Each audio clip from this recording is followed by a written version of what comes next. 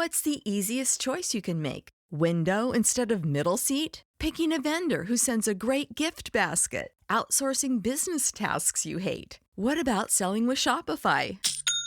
Whether you're selling a little or a lot, Shopify helps you do your thing, however you cha-ching. Shopify is the global commerce platform that helps you sell at every stage of your business. From the launch your online shop stage to the first real-life store stage, all the way to the did we just hit a million orders stage. Shopify's there to help you grow. Whether you're selling scented soap or offering outdoor outfits, Shopify helps you sell. Wherever and whatever you're selling, Shopify's got you covered. Sign up for a $1 per month trial period at shopify.com/try. Go to shopify.com/try now to grow your business, no matter what stage you're in. Shopify.com/try. You're listening to the Archaeology Podcast Network.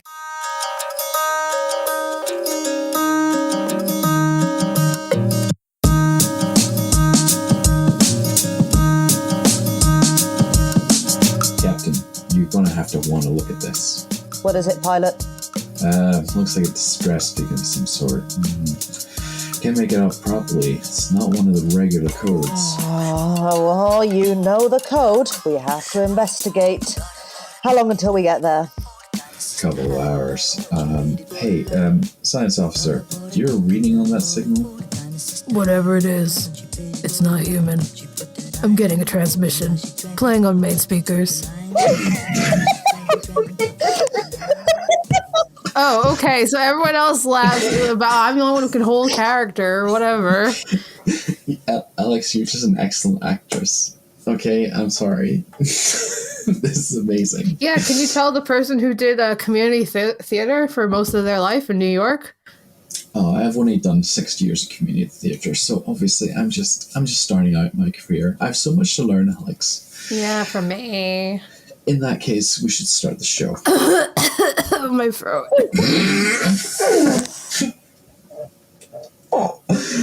Okay, let's start. So, yeah, I guess we should start by saying this is, in fact, the Archeo Animals podcast. Don't change your channel after what you just heard. We're just really good actors.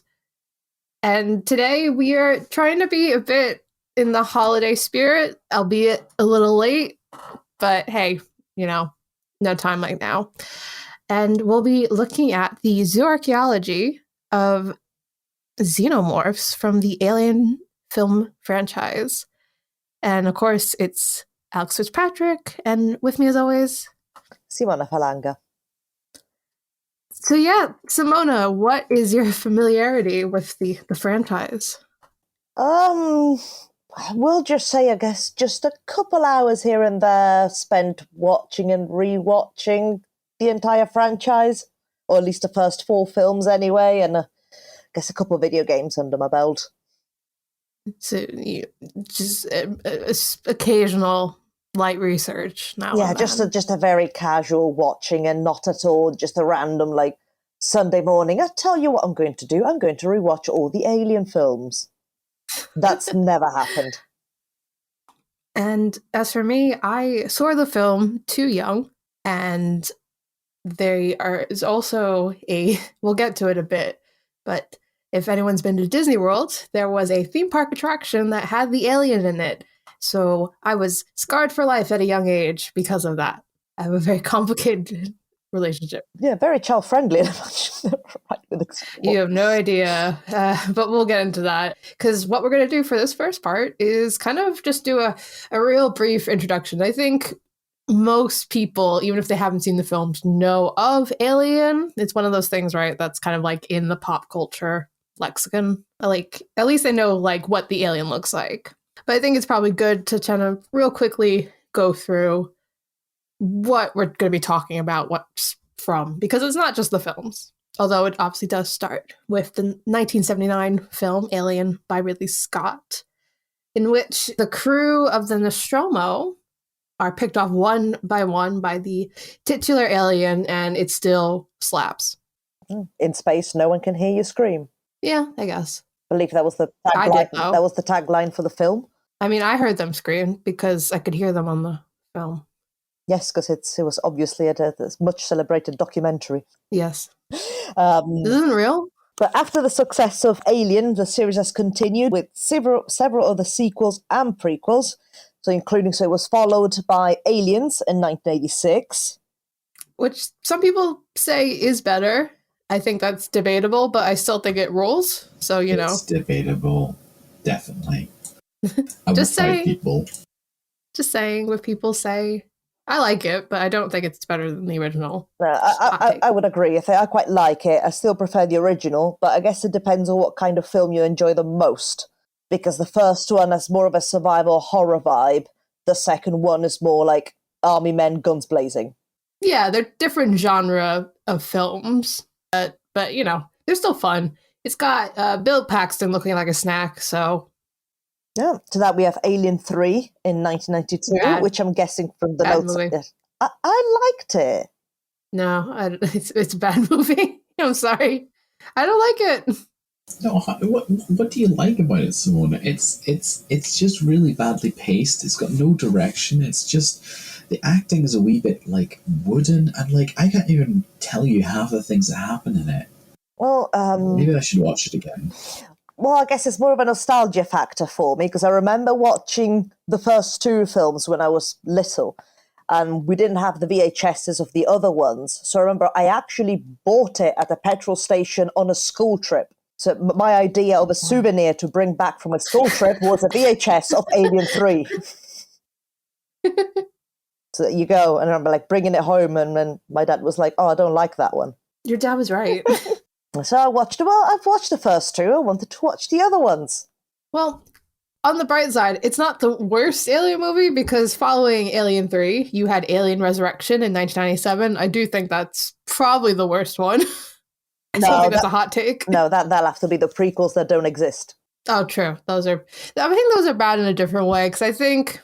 Okay, well, we'll get to it, because obviously there was a very long break, at least in this kind of main canon. We'll get to some of the other movies. But then Prometheus came out in 2012, and it was a prequel to the original Alien. I was so hyped for it, and boy, I was so disappointed. So, sorry, y'all. I did not like it. No, I watched it at the cinema. Wasn't a big fan. Same with Covenant in 2017. I'll interject here, and I say that, like, Prometheus and Covenant are good as long as you don't think of them as Alien films. Like, I remember seeing Prometheus in cinemas in English, and I actually also saw it in German, and I actually understood more in the German version of the film than I did the English one, and I actually appreciated it only because I was like, this is an Alien film. So I think from maybe that perspective, it's okay. So basically it's like the Mass Effect Andromeda of the Alien franchise. Yeah, bingo. That's it. Yep, that's exactly it. Yeah, and I guess for me, what's Mass Effect Andromeda like? I guess for me it's the lack of nostalgia factor, because again, like, I enjoy watching Alien Resurrection because I've watched it when I was quite young, and of course, being quite young, I liked it, and I don't know, nostalgia factor maybe. Well, more importantly, it's not just those films, because there's also crossover films, which I think technically count as part of the franchise. They're Alien vs. Predator in 2004, and then AVP Requiem in 2007, and to be honest, they also slap. Just saying. I think I've watched some of one of the two AVP films. I forget which one. It doesn't matter. No, They're the same film, not. basically. But, like, here's the thing. I don't like Prometheus because for a lot of reasons. I was very disappointed in it. That said, I also sometimes want a film where you just it's basically two action figures and you're just throwing them at the top of each other and smashing them together. And that's why the AVP movies rule. I guess it just... I don't know why. Like, I'm going to get so much hate. I'm not a big fan of Predator and just Predator stuff. Woof. I just don't. I never thought this would be on the bingo card, but, like, bad Simona takes. Yeah, it's worrying. I might have to get a new host. Oy. I'm not saying I've got good reason. It's completely irrational. I'm just like, meh. I mean, I'll be fair, because I was probably a little more lukewarm on Predator up until I started rewatching them as an adult. And I was like, oh, wait, this rules. And, you know, the newest one, Prey, great film. Really enjoyed that. I've heard really good things about that one. I've not got around to watching it. At least watch that. Yeah, it's good. But yeah, I mean, you know, we're not really going to talk about the Predator. But hey, if you want us to do a follow-up app and we make Simona rewatch all the Predator films as alongside that, you know, just saying, let us know. I guess I'll have to do it for the podcast. Do it for the podcast. You always have to do it for the podcast. Anyway, that was just the films. Now, the franchise also includes various other media, some which we probably kind of ignore because it's a lot. I mean, there's novels, there's comic books. As I mentioned, there was, for some reason, a theme park ride at Disney World as part of a ride where you just go through all different movie scenes. And for some reason, they were like, you know what, we should also include a scene where a xenomorph is trying to attack a bunch of children. And that's what happened. And that really did a number on my psyche as a child. But hey, you know, it kind of is cool now. So whatever. It's not there anymore. RIP, great movie ride. Anyway, there also were video games, which I think me and Simona have at least played one of the same ones. Yeah, because there was one... I think it was could have been early noughties. I forget, it was just Colonial Marines. I think it was literally called Alien. Like, the one thing I remember about it is that the face huggers were terrible. They were just so anxiety inducing because you would just hear them, and I guess you'll be all dark and you'd have your torch on and you would just hear them moving around. And then if they attach themselves onto your face, a countdown would start, and you'd literally you'd have to use what was literally an abortion kit to get rid of it. But then if the countdown sort of ran out and you didn't have one of those kits, it was game over. It was just so panic inducing. Sure. That's weird. I was more... What was that called? I don't know. I mean, because the only ones I could think of were there's Colonial Marines, which is notoriously a terrible game. There's the Alien vs. Predator arcade game, which we have a local arcade near me that has it, and I've probably played that through beginning to end like a dozen times now because it rules. And there was also Aliens versus Predator 2005. I had it for, get this, I had Windows ME. Oh my god. It was my first computer, and one of the games I had for it was Aliens vs. Predator, even though I shouldn't have had it because my mum was like, no, you can't play video games that are above your age. I'm like, yeah, well, you don't know what this age is, okay? You can't... It was it was a CD box and had so many bits and pieces on it. You know, it's like one of those classics recreated, and it was just like, you couldn't even read what age was meant for. But I remember playing that. That was really good. Okay, I found the game. Is Alien Resurrection, came out in the year 2000. So it's just a game. I forgot everything about the plot, but it just pretty much mirrored sort of the events of the film. And it was just like a first-person shooter on the Amiga. So yeah, and the particular bad thing was the drone aliens, but also the face huggers. With you needed to track down a device to remove the embryo, or it would just be game over. Well, it sounds like the only worst version of that is in the 2014 game Alien Isolation, which, boy howdy, I think made my anxiety disorder worse. Make it two. Yeah, I literally, when I played that game through, the one time I played it beginning to end through, I played it with my brother when I was visiting the States, and we bought a tub of ice cream, which we shared between us, and we would basically hot potato the controller after one person died to kind of, avoid the kind of anxiety and frustration, rage quitting. So that's the only way we can get through that game, and it was still horrible. It's a great game, but... No, I really enjoyed it. I've got through, the whole main campaign sort of by myself, and I think just hiding yourself in lockers was particularly fun.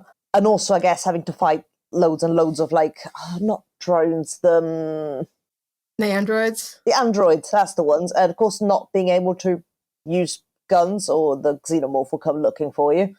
But I can tell you, my anxiety levels definitely got better once I got hold of a flamethrower. Then it's pretty good. But those beginning bits when you're just like have a wrench and a gun that you can't use is just some of the worst. Yeah, and they got a couple of DLCs as well, which are actually sort of like you play through the story of the first film. I think I've done one of them, but you basically get to play as sort of one of the Nostromo crew. They're quite cool. Yeah. They're more than a fully fledged DLCs, more like an extra level kind of thing, but they're quite fun. I mean, it's just great to, have a lot of the cast together to kind of recreate that. And a lot of them came back to voice it. So I think it's really cool. But yeah, I guess we've been talking a lot and using a lot of very intricate terminology. So it might be useful to kind of go back and explain what we're actually talking about. Because we're not just talking about the franchise. We are actually going to talk about the zooarchaeology of things. Oh, are we? And I guess we should. I think for that. It was just anecdotes of my childhood watching the Alien films. Oh. Yeah, no, I think this is actually a zooarchaeology podcast. So I think we need to go back to that a little bit. But hey, and the franchise is called Alien, so we might as well start with the titular Alien, which is actually not really called. It's technically a xenomorph, and it was designed by the great H.R. Giger, which is why it looks like that. So just the biggest nightmare ever. That's why it looks like that. Thanks, Giger. But, we're obviously more interested into Geiger. Sorry. I just need I'm sorry. My German sensibilities are conveying. It's H.R. Geiger, not Giger. No. Sorry. Too late. We've already said all of it. You'll just have to keep this in. I was thinking that, but then I've just started second guessing myself. Oh, maybe I'm saying it wrong. Anyway, do I have to re-say all that? No, it's funny. Just continue. Just always getting called out. Anyway, Geiger, H.R. Geiger is the one who designed that. Apologies to the German/Swiss. I forget what his nationality is. And yeah, so we'll be talking specifically about the xenomorph and its iterations in this podcast. And we'll be talking about more of the in-universe explorations of what a xenomorph is and kind of those fanciful scientific explanations as to why the alien looks like that, which we love to do on this podcast. Yeah, and I guess a very sort of brief description of the xenomorph. They're an alien species which require a host to gestate, but once born, causes the death of the host and starts living outside of them, making them more of a parasitoid species. Much like bees and ants, xenomorphs have a central queen as part of the social structure. But I guess what's more important for us as zooarchaeologists is what the skeleton of a xenomorph looks like. Because you see, they kind of have two. Because an alien has both an exoskeleton and an endoskeleton, which evil company Weyland-Yutani Corporation has dubbed a mesoskeleton in canon in the films, that is. Because what's scarier than one skeleton? Well, two, apparently. Two. They make them super tough. Megaskeleton, basically. Anyway, we will talk a bit more about that, I think, after the break. And I'll try and figure out how to pronounce Giger properly.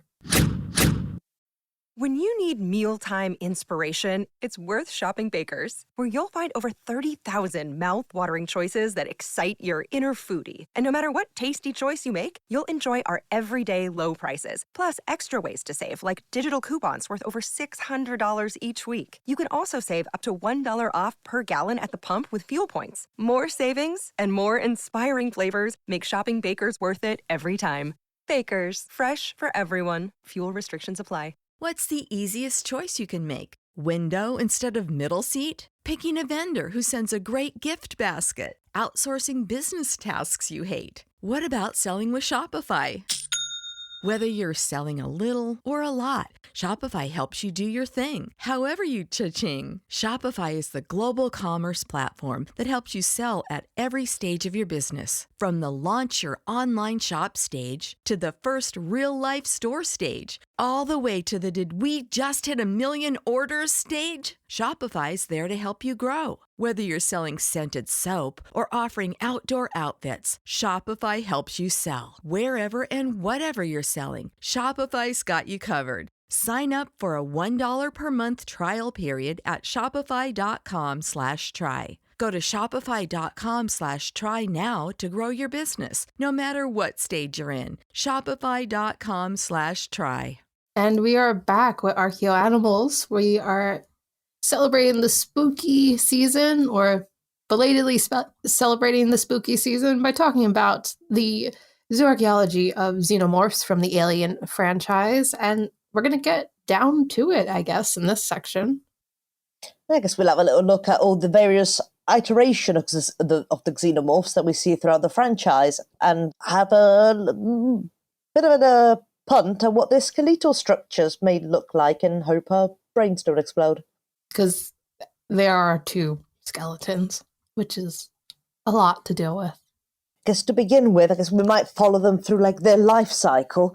So to begin with, we have what I'm sure is everyone's favourite, the facehugger. Not at all anxiety-inducing. No. So I guess a horrifying baby xenomorph, but also like not really. Because the facehugger, it hatches from the ovomorph, so the egg. So the parasitoid larvae, referred to as facehugger, attach themselves to the face of its host, but then lay an embryo inside of them and then kind of just die. So they're more of I guess they're not a baby xenomorph in itself. Like, how does that work? Yeah, they're not really. They're in retrospect, it kind of doesn't make sense. Well, no. Okay, you can hear my brain starting to already sizzle and pop, but because you would think they're the baby xenomorphs, they're the ones that actually hatch out of the egg that is laid. But then the skeletal structure is completely different to that of a fully formed xenomorph, or is that their impact of being hosted by a mammal? I think, yeah, well, we'll get into that as we move into some of the other iterations. But, yeah, I guess, I don't know. Yeah, I don't know. Because they attach themselves to the face, and the tail goes around the neck, so you properly can't pry them away. Yeah. And then after a couple hours, a baby xenomorph, the actual baby xenoform just bursts out your chest. Yeah, and they are called very creatively chest bursters. And then the chest bursters are the ones that actually mature into the adult xenomorphs. So yeah, I guess in some ways the facehugger is a completely different thing to the xenomorph, but it does give birth to the xenomorph. I guess it's more like a vehicular thing that transmits the embryo. Oh gosh. From ovomorph to host. Like if you think about like a tree seed, like a conker is inside the spiky shell. Like a conker is inside the outside layer of the conker is like the green spiky thing. That's still part of the tree. That's still part of the life cycle. It's just something that gets cast off. It's just like a shell. It's just a moving shell. I think that's the best way to kind of think about it. I don't know. I think that made my brain hurt a bit more. But yeah, only then do you get the baby xenomorphs coming out, which looked, for something so terrifying, looked super cute in the first Alien film, because he was this tiny baby xenomorph and it looked like it was on wheels, just going wee as it was running away. And he was whip its way through that room, man. After it pops out of John Hurt. Oh, spoilers, I guess, but whatever. Goes right down that hallway. It's kind of incredible. And like I said, they're very quick in very different ways. They take literally hours, and they're the terrifying killing machines that haunt the protagonists of the Aliens films. We might as well move into the xenomorph themselves, or specifically, we'll talk about the xenomorph as seen from a human host, which is seen in Alien and Aliens. And I think it's kind of the prototypical idea of a xenomorph. If you talk about it, that's what people think about. Yeah, I guess also Alien Resurrection. Oh, yeah. Well, I just try not to think about that film at all. Just to try my best to, manifest its way out of my brain, maybe. So, I mean, as we discussed before, the xenomorph needs a host for gestation. So, of course, in the Alien films, given that, it's mainly human-based crews, most of the victim hosts do tend to be humanoid in nature.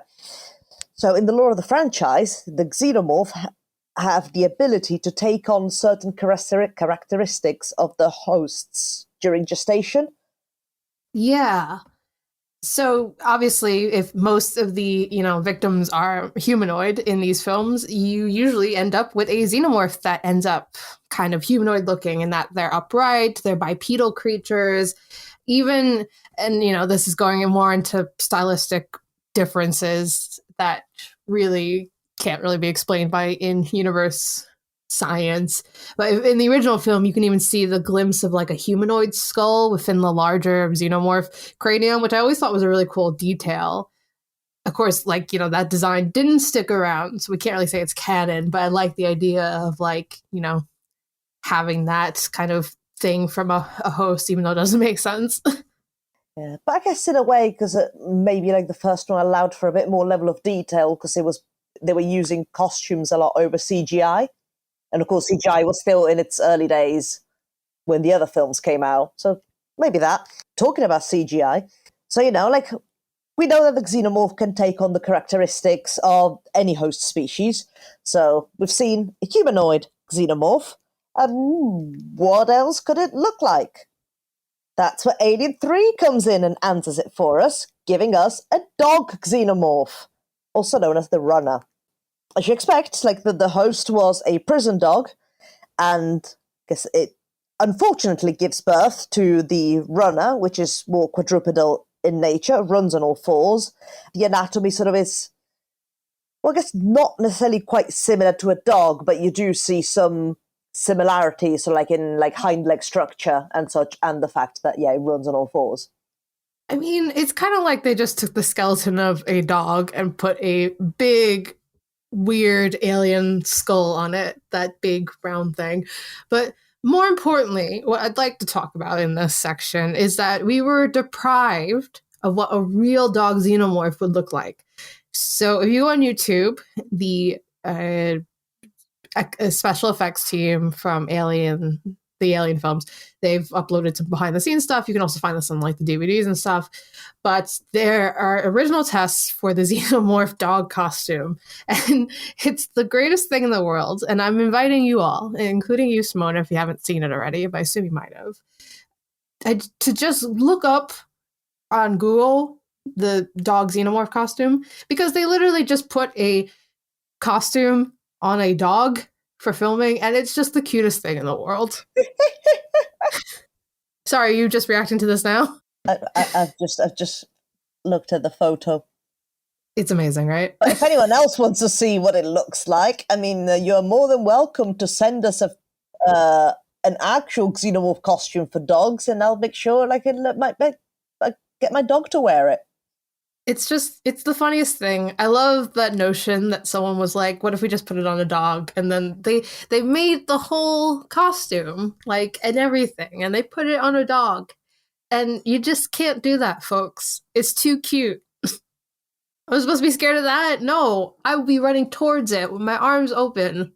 And there'd also be the usual, not usual dog actor thing, but a lot of dog actors that just can't stop wagging their tail and they have to CGI it out. They're just so happy to be there. Yeah, just the happiest xenomorph. It's so funny. So yes, if you have not seen this, please take a moment out of your life and just look it up and just give yourself a little joy in that sense. Be like Alien 5, the best boy. I mean, I feel like with Jonesy in the first film, we could have also just gotten a xenomorph cat. Oh no, that would be too terrifying. Yeah, that actually might be the most evil thing possible.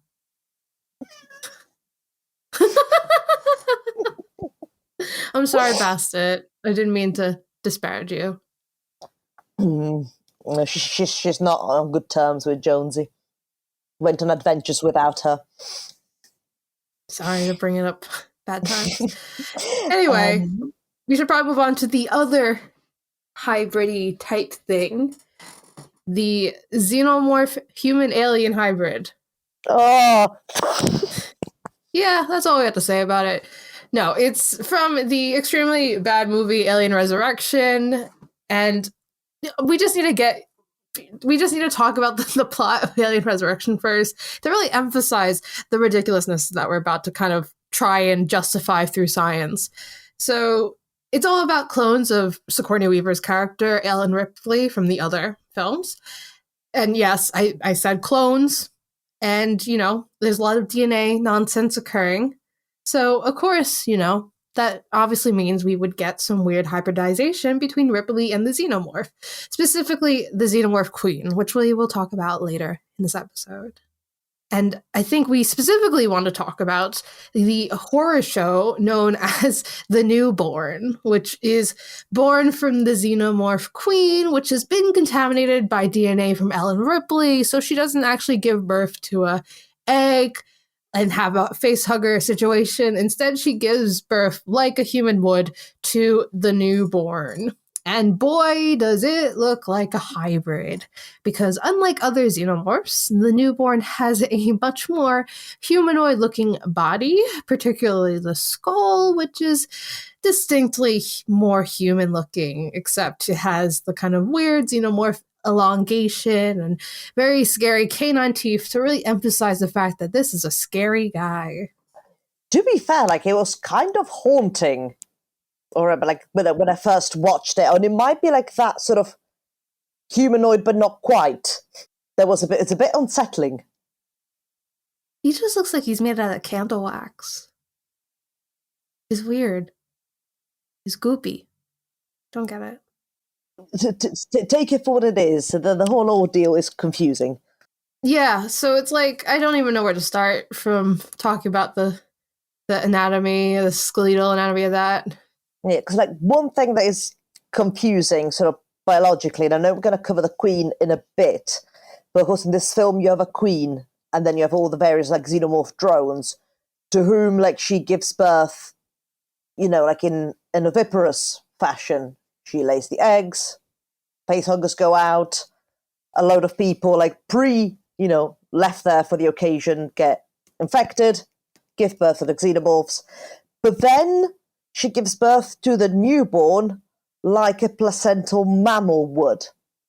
So is she both like mammalian and oviparous at the same time?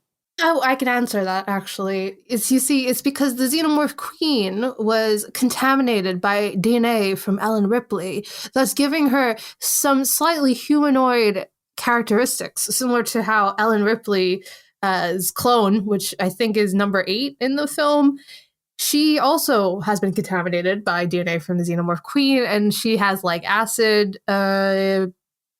spit and like sharp nails. You know, obviously this is scientifically sound, so I don't know why you didn't pick it up. No, but I get that, but it's just you seem to be having 2 different reproductive systems at the same time. Because of course all the drones she gave birth to them in an oviparous fashion, but then the newborn, it was a very placental kind of situation there. Oh, I can answer that. At the same time. Yeah, I can answer that question. It's a very bad movie. And okay. It has a very bad script. That's why that's happened. I'm going to start writing that as like a zooarchaeological report thing if I just don't get it. This is a very bad movie with a very bad script. This is a very bad context. But yeah, there you go. If anyone has any answers for us, please let us know. Yeah, and we didn't really have time to talk about this because we try not to talk too much about Predator since it's a whole different thing. But we do want to do a special shout out to the Predalien, which is the wild looking Predator alien kind of hybrid from the AVP films. You know, it's the same as the other ones in terms of Predator hosts, alien comes out. Not much else to say except it's super cool. And yeah, I mean, there's also other alien iterations that we're not really going to talk about in this episode because they're from the prequels and they're bad. I don't remember what they're called. They're not called xenomorphs. They're like the predecessor aliens. Okay, I've just looked up a photo because I don't think I'd actually ever seen the Predalien. Oh my goodness, you are missing out on art. Very classy. We love to see it. Which AVP is that from? I cannot tell you off the top of my head because they're the same film. It's from the second one. Thank you. Mm. It's also in the 2005 Aliens vs. Predator game as well. Just like it's weird. Like they were kind of like orange in that game as well. It was quite odd. Thank you, Lore Master. You know what? I do what I can. Do what I can. But I guess we should end this segment by talking about one of the coolest ones, and arguably one of the ones that is, again, kind of difficult to explain scientifically. That's kind of the theme here. We can't really explain any of this. They got 2 skeletons. Kind of lose us at that point. But still fun to talk about, and we've talked about her a little bit, and it's the alien queen. So, as we previously mentioned, the xenomorphs follow a social structure akin to, bees. So you have your queen as a center to the reproductive cycle of the species and the kind of societal element of the species. And the queen does actually look similar to her worker drones, but she big, fellas. She real big. And I guess in a way, possibly to signify her position above the rest of the drones, on an elongated skull is a very large shield-like carapace, which she can use to protect her head. It's real big. Yeah. And actually, real quick, before we finish the segment, I do want to ask you, what do you think those things are made of? Because I looked it up, and there's conflicting reports even in the canon, where it's either the exoskeleton is either like a carapace kind of chitin like material, or it's like silicone. Silicone? Yeah, that was something that came up in, I think it was one of the novelizations maybe. Or no, it's a line I think in the first film, like offhand. They say it's like silicone-based. Yeah, so it's meant to be like, how we're carbon-based, it's meant to be silicon-based, and that's how they've developed the resistant to the super acid blood. But no, there's no kind of consensus really. I think some of the carapace chitin kind of talk is like, it's almost like people who don't, it's almost from characters' points of view who don't really know, and that's what they're assuming it looks like, or that's how they would describe it. But I don't necessarily think that we can take that as a active description. That's just what people think it looks like. Does that make sense? And I guess really it could be made from anything. Because, the chitin, so the keratin-based material, it's the closest thing we can think of in parallels on Earth. But even from watching the prequels, I don't think we actually know where the xenomorph has originally come from. So it could be their sort of structure, could be based on anything. Does that make sense? No, because none of this makes sense, to be honest. And I guess that's how we end this segment, by saying we don't know. It got 2 skeletons, folks. What do you want us to do about that? 2 skeletons. Because it's fiction. Don't know what that means. We're going to go to the next segment after this break. When you need mealtime inspiration, it's worth shopping Baker's, where you'll find over 30,000 mouth-watering choices that excite your inner foodie. And no matter what tasty choice you make, you'll enjoy our everyday low prices, plus extra ways to save, like digital coupons worth over $600 each week. You can also save up to $1 off per gallon at the pump with fuel points. More savings and more inspiring flavors make shopping Baker's worth it every time. Baker's, fresh for everyone. Fuel restrictions apply. What's the easiest choice you can make? Window instead of middle seat? Picking a vendor who sends a great gift basket? Outsourcing business tasks you hate? What about selling with Shopify? Whether you're selling a little or a lot, Shopify helps you do your thing, however you cha-ching. Shopify is the global commerce platform that helps you sell at every stage of your business. From the launch your online shop stage to the first real-life store stage, all the way to the did we just hit 1 million orders stage. Shopify's there to help you grow. Whether you're selling scented soap or offering outdoor outfits, Shopify helps you sell. Wherever and whatever you're selling, Shopify's got you covered. Sign up for a $1 per month trial period at shopify.com/try. Go to shopify.com/try now to grow your business, no matter what stage you're in. Shopify.com/try. And we are back with Archaeo Animals. We are talking about the zooarchaeology of the xenomorph in the Alien franchise. Although, to be fair, we're actually going to take a little bit of a diversion with this last section and talk a bit more about the archaeology, broadly speaking, in the Alien franchise, because there's actually like a fair amount of archaeology that takes up a lot of the broader lore, you know, like a lot of xenoarchaeology, because we're talking about lots of xenos here, baby. I don't know, folks. I mean, technically, most of the actual archaeology is found in the prequel series, but we do see the beginnings of it sort of in the first Alien film, where the crew of the Nostromo originally sort of first gets in contact with the xenomorph after exploring ancient remains of an alien ship on a nearby moon, as you do. And it said it's in these ruins that one of the crew members, so Kane, played by the late and brilliant John Hurt, was implanted with a xenomorph embryo. And then the whole, chest burst thing happened, and the baby xenomorph wheeled away, and the survival horror that we know and love truly begins. Yeah, but, what's probably more interesting, apart from all those many, many eggs that John Hurt comes across, is the remains of an alien life form that's known as the pilot or the space jockey. And it's this really, really big body that's found in what was most likely the cockpit of the ship, who died after a chest burster had, burst out of its chest. Which actually makes me think, because I remember I was thinking about this when I was like kind of writing the notes for this episode, and I was like, that kind of counts as archaeology, right? Is that weird to like? No, that is definitely archaeology. And I don't know what it is that makes me feel like it's not archaeology. I guess because I don't know if they really. I can't remember in the first one if they really kind of play up how old it might be. Like it's supposed to be like a fossilized kind of body that the space jockey is, right?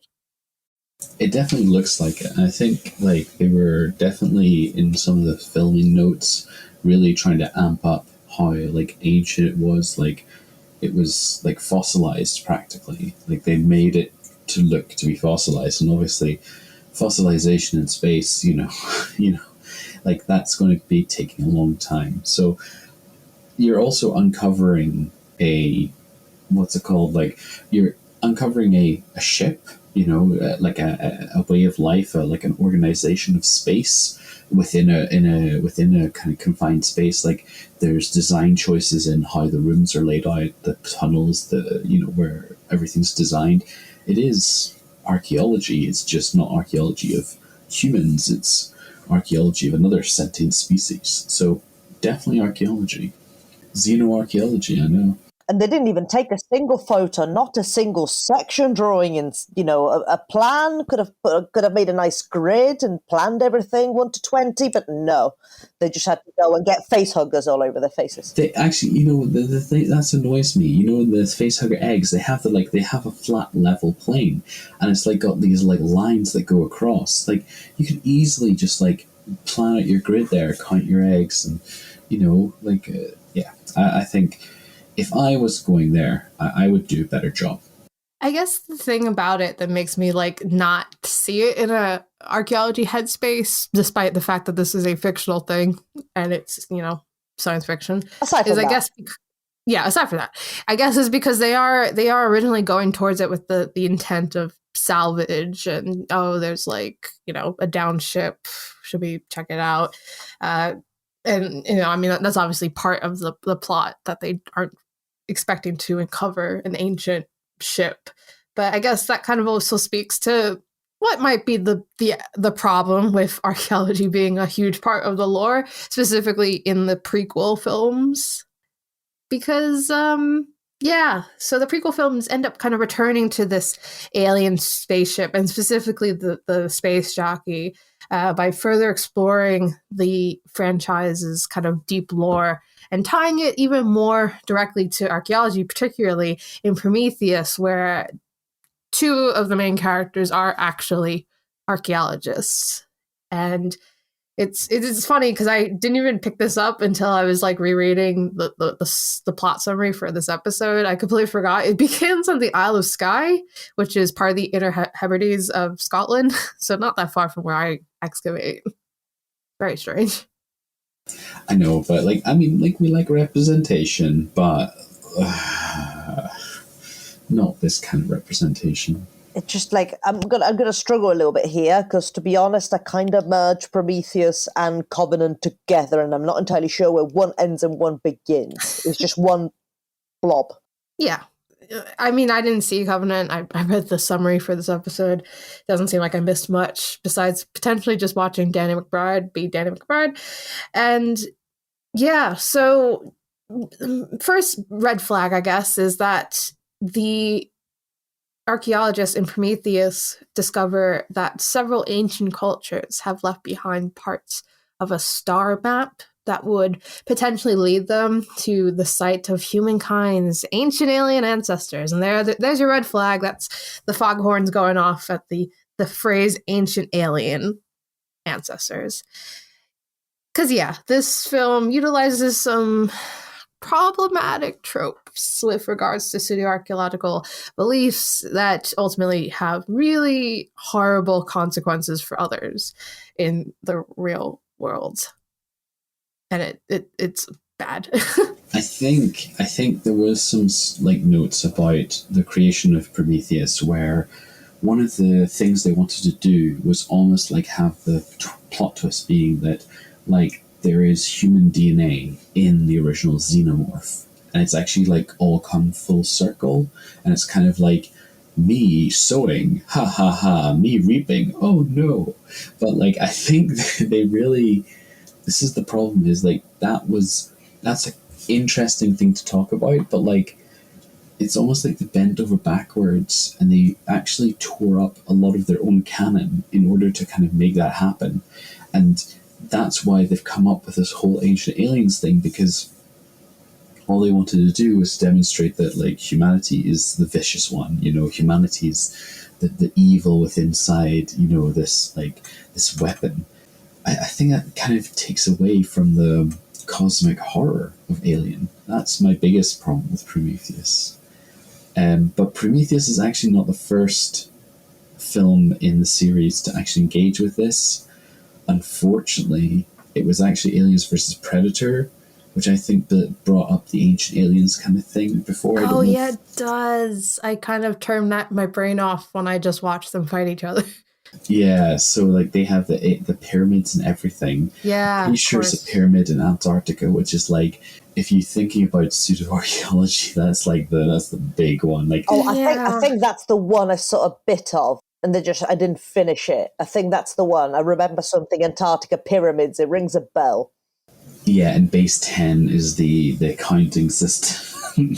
Everything is like, but what's, I mean, like this is actually relevant to, again, you talking about this 2000 game, the Aliens vs Predator game. You get to play as the alien, and you spawn inside one of these temples. And then you have to like take out humans and predators and stuff. And I just remember thinking like the whole like walls were adorned with like alien hieroglyphs. You know, it was like hieroglyphs, ancient Egyptian stuff, but it had the iconography of the alien as well and the xenomorph. And it was just like, I know what you're trying to convey here. Like you're trying to convey that like this is not the first time humans have interacted. You know, there's more to this. But I feel like it takes away from ultimately what Alien's about is this unchallengeable horror, you know, this cosmic horror, this horror beyond humanity that can't be comprehended. But then we get little snippets of the relationships of that horror to like the engineers. That's where we get the space jockey and the spaceship, and that's where we're only getting bits and pieces of it, and we'll never ever be able to understand it all. And I think leaving it as something that we can't understand would have been better. But instead, they made Prometheus. And now we have to talk about this stupid archaeology. I mean, yeah, sorry. Yes, I mean, like, I don't remember much about it, and I think it's just in general as a theme, like the whole like precursor race thing. It just no. Yeah, and it's funny because like Predator, kind of. I mean, it's got its own problematic stuff, but it kind of gets around that by just having it be like the predators have always visited Earth and fought humans, and that's how you get like the most recent Predator, which takes place in the 1700s. And they come back and they fight humans in different ages because they're all about the sport and but they're not like giving humans like technology. That's what annoyed me about like Prometheus. It was almost like we are aliens, we are the engineers regenerated, and I think I'm okay with the Predator one just because it's like, oh, they interacted rather than your standard ancient aliens fare where it's like, oh, we couldn't have achieved it without the external like interaction. And I think that's the big problem with it. Yeah, and it also makes me think about how often when science fiction tries to touch upon archaeology, how often that becomes a trope they fall on.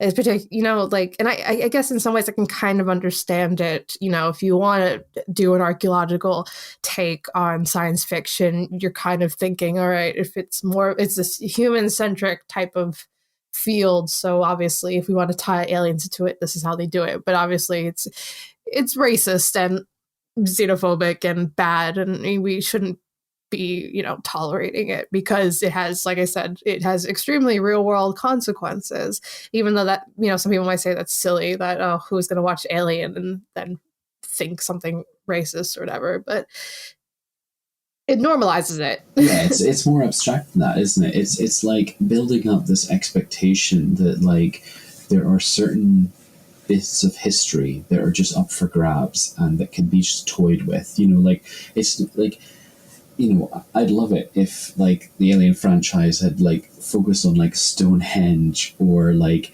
Neolithic mounds in Ireland as that was what the aliens kind of got involved with to help people build. Because like when you look at pseudo archaeology and ancient alien stuff, it's always stuff that's like in the global south. It's always like, oh no, these groups of people couldn't have been technologically advanced to do this, and that's the problem. I think, but I also want to say that like it's lazy. There are so many things that you could do with archaeology in terms of a methodology, because I obviously we've not made contact yet, so we can't really talk about like what the analogous alien anthropology would be, but like I think there are things that you can apply to human anthropology that would work with an alien species, and you could actually do it in a nice way where you're actually trying to understand things. And coming back to your point where you were talking about like when the crew of the Nostromo first went on the first ship in Alien, that they were kind of like looking for survivors, they're looking for salvage, they weren't actually like trying to examine anything. I think that kind of ties into the wider themes of like the anti-capitalism kind of narrative of Alien, which I know that like, very on brand for me, but to bring that up, but like, this whole idea that the company just wants the bioweapon at any cost, and, they're willing to sacrifice the crew for that. I think those are the broader themes that like we look at as an example of like how contact will probably actually happen, rather than like, oh, let's study these ancient like wall things in Scotland and leave us on a map. Like, we're never going to get a map. We're never going to get a map. Yeah, but also I guess in a way it's just overused. It's just overused in a way, because you can have some nice sci-fi without precursor races and things, and you could just like there are so many like universes and things out there, and not all of it has to be linked. Totally. It's funny because that stuff also kind of speaks to the simultaneous, like, horrific ego and yet kind of weird optimism of humans in the idea that, you know, we would, if we made contact, we would start thinking, immediately tackling these huge philosophical questions of like who we are. And then the ego of, well, they'll give us the answers and we just need to find it.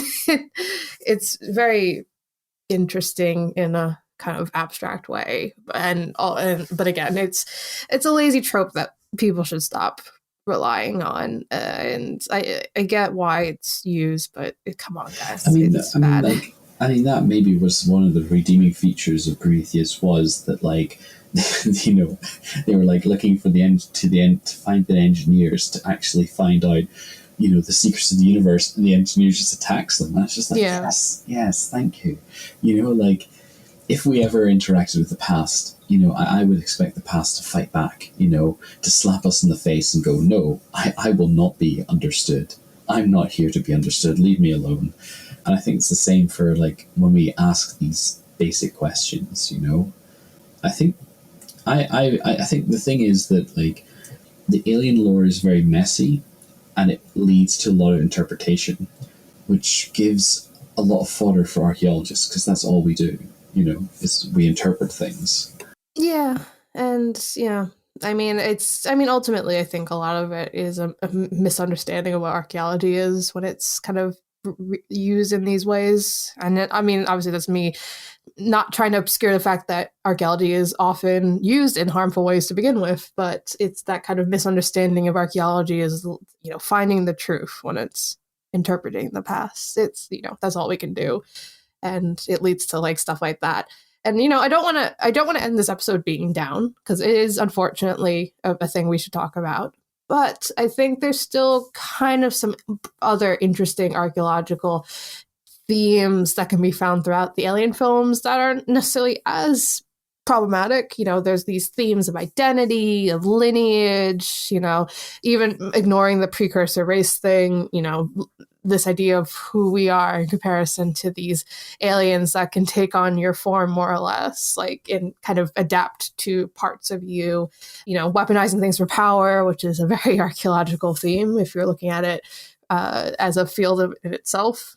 But yeah, it would be nice for science fiction to realize, you know, you don't have to do the ancient aliens route if you want to do archaeology. Just saying. Hot take. No, I totally agree. But I also think, as much as I like to lampoon things, I think it's important that archaeology does get representation, so people do get intrigued, and it's just up for people like us to kind of be like, hey, I know that sounds cool, but here's the real deal, you know? That's our job. Yeah. So that's why we're saying to the Disney company, which now owns the property, to hire us to be in the next Alien installment as the 3 archaeologists that no one listens to, and we get killed off within the first 35 minutes. Okay. Just saying. If anyone wants to let us know. And hey, if you're an agent who wants us to be part of this, you know, franchise, let us know. But if you just want to, you know, say hi, tell us about what you like about the episode. Tell us if you want us to do a Predator one. You can find us on Twitter at ArchaeoAnimals. We are on the Archaeology Podcast Network website. We are, you know where you find us. You're listening to us right now. But hey, while you're looking at us on iTunes or Stitcher or whatever, you know, follow us or subscribe to our podcast. Give us a like or a rating and a review, all the other fun stuff. What am I missing? No, that's good. And any hate mail goes to me, Tristan, at archaeologypodcastnetwork.com. Oh, you took the words out of my mouth. Oh, and if you want to give us fan art, draw us as xenomorphs. I'm very happy for that as well. I would love to be completely scarred by some horrifying fan art of me with a big head. Well, bigger than I normally have. So, hey, we might put you on your Twitter and all that stuff. We've had some fun fan art in the past. And as always, it's been me, Alex Fitzpatrick. Simona Falanga. And Tristan was here too. Yay.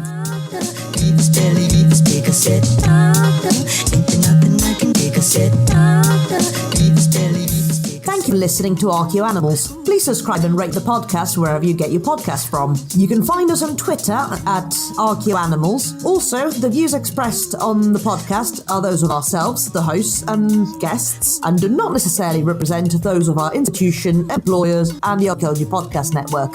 Thanks for listening.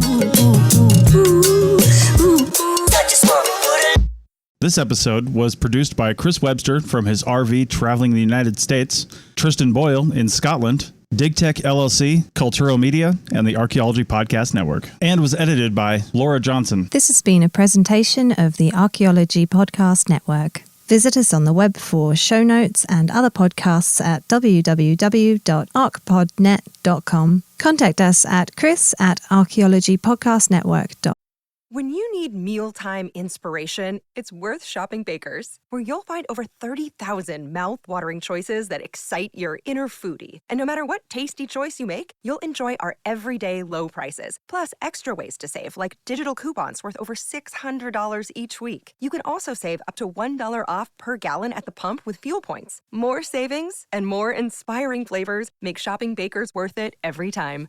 Baker's, fresh for everyone. Fuel restrictions apply. What's the easiest choice you can make? Window instead of middle seat? Picking a vendor who sends a great gift basket? Outsourcing business tasks you hate? What about selling with Shopify?